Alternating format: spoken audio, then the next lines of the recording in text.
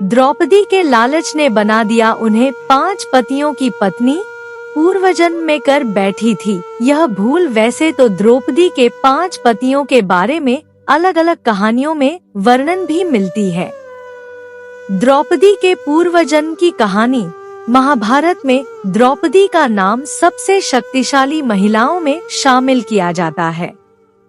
महाभारत की कहानी के अनुसार द्रौपदी पूर्वजन्म में एक गरीब विधवा ब्राह्मणी थी, जिसका पति किसी गंभीर बीमारी से पीड़ित होकर मर गया था।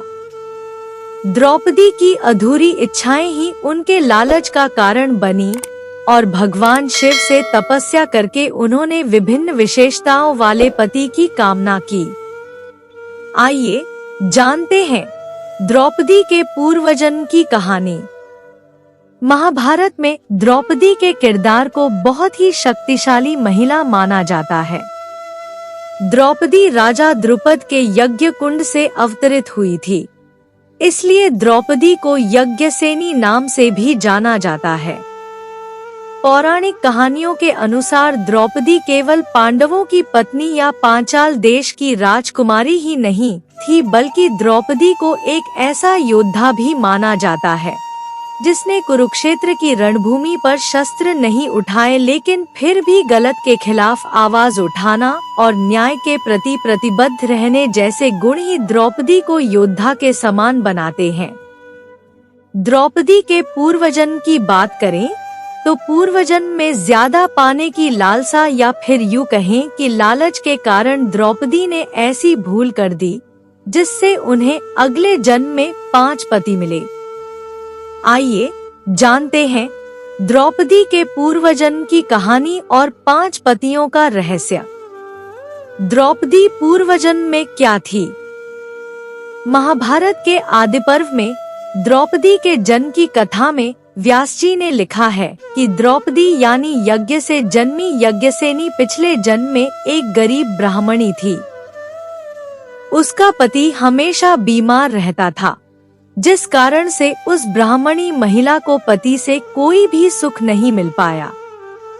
वहीं एक दिन इस महिला का पति बीमारी से मर गया, जिसके बाद गरीब ब्राह्मणी महिला विधवा हो गई।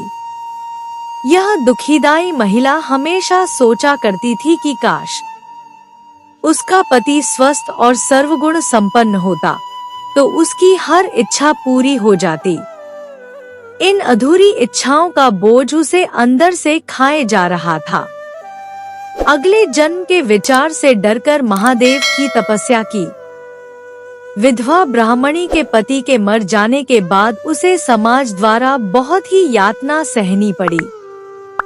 साथ ही घर में कोई कमाने वाला व्यक्ति भी नहीं था, इसलिए इस महिला को हमेशा भूखे पेट ही दिन गुजारने पड़ते। साथ ही उसे रह रहकर अपने पति की याद आती थी। एक रात सोते हुए इस महिला को विचार आया कि अगर अगले जन्म में भी उसके साथ कुछ ऐसा ही हुआ तो उसे एक बार फिर से अधूरी इच्छाओं का बोझ उठाना पड़ेगा। इसलिए उस गरीब महिला ने भगवान शिव की तपस्या करने के विषय में सोचा। भगवान शिव ने प्रसन्न होकर दिया वरदान। गरीब विधवा महिला ने महादेव की कड़ी तपस्या करनी शुरू की। कई वर्षों की तपस्या करने के बाद महादेव प्रकट हुए। महादेव को सामने खड़ा पाकर गरीब विधवा महिला अति उत्साहित हो गई और उसने अगले जन्म में सर्वगुण संपन्न पति की विशेषताएं बतानी शुरू कर दी। द्रौपदी ने ऐसी विशेषताएं बताई जो किसी भी एक मनुष्य में होना लगभग असंभव था, लेकिन महिला अपनी कामना पर अडिग रही और विभिन्न विशेषताओं वाले पति का ही वरदान मांगा। उसने कहा कि हे महादेव, अगले जन्म में इन सभी विशेषताओं वाला पति मुझे प्रदान करें। अति उत्साह में उस महिला ने 5 बार यही बात दोहराते हुए प्रार्थना की। महादेव अपने भक्तों की हर मनोकामना पूरी करते हैं, इसलिए उन्होंने उस महिला को उसके हठ के अनुसार वरदान दे दिया। पूर्वजन्म की अधूरी इच्छाओं की वजह से द्रौपदी पूर्व जन्म में लालसा से भर गई थी।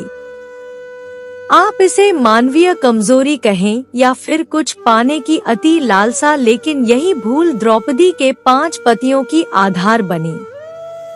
महाभारत में पांचाल देश के राजा द्रुपद ने अपनी बेटी द्रौपदी का स्वयंवर रचाया। इस स्वयंवर की शर्त यह थी कि जो भी राजा या राजकुमार पानी में मछली का प्रतिबिंब देखकर उसकी आंख पर निशाना साधेगा, द्रौपदी उसे अपना वर चुन लेंगी। द्रौपदी के स्वयंवर में दूर दूर से कई राजा महाराजा आए थे। इनके बीच अर्जुन भी था। अर्जुन ने शर्त को पूरा करते हुए मछली की आंख पर निशाना लगाया और इस तरह स्वयंवर प्रतियोगिता जीतते हुए द्रौपदी को भी जीवन साथी के रूप में प्राप्त कर लिया। कुंती के कहने पर द्रौपदी का विवाह 5 पांडवों से हुआ। अर्जुन जब सभी भाइयों और द्रौपदी को लेकर वन में पहुँचे तो पांडवों की माता कुंती किसी कार्य को करने में व्यस्त थी। अर्जुन ने उत्साहित होकर बाहर से आवाज लगाते हुए कहा, माँ, देखिए हम आपके लिए क्या लाए हैं। अर्जुन की पूरी बात सुने बिना कुंती ने कहा, तुम जो भी लाए हो उसे 5 भाई आपस में बांट लो। कुंती के मुंह से यह बात सुनकर अर्जुन को अपनी भूल का एहसास हुआ कि उसने भूल से किसी मनुष्य के लिए कैसे शब्दों का इस्तेमाल किया है। लेकिन जब कुंती को द्रौपदी के बारे में पता चला तो उसे बहुत क्रोध आया और कुंती ने हठ करते हुए कहा कि तुमने एक कन्या के लिए ऐसे शब्दों का प्रयोग किया है जैसे वो कोई वस्तु हो, इसलिए अब मेरी बात को पूरा करो और 5 भाई इस कन्या से विवाह कर लो। कुंती के मुंह से यह बात सुनकर द्रौपदी को बहुत क्रोध आया, लेकिन फिर श्री कृष्ण और व्यास जी ने द्रौपदी को पूर्वजन्म का रहस्य बताया कि यह मनोकामना उसकी ही मांगी हुई है जो इस जन्म में पूरी हुई है। इस तरह द्रौपदी का विवाह 5 पांडवों युधिष्ठिर, अर्जुन, भीम, नकुल और सहदेव से करा दिया गया और पूर्वजन्म की भूल की वजह से द्रौपदी को 5 पति प्राप्त हुए। आशा करती हूँ यह कहानी आप लोगों को अच्छी लगी होगी। अच्छी लगे तो लाइक करें, अपने दोस्तों के साथ शेयर करें, मेरे चैनल को सब्सक्राइब करें और कमेंट में जय श्री कृष्णा अवश्य लिखें। कहानी सुनने के लिए बहुत बहुत धन्यवाद। मिलती हूँ एक और अच्छी कहानी के साथ।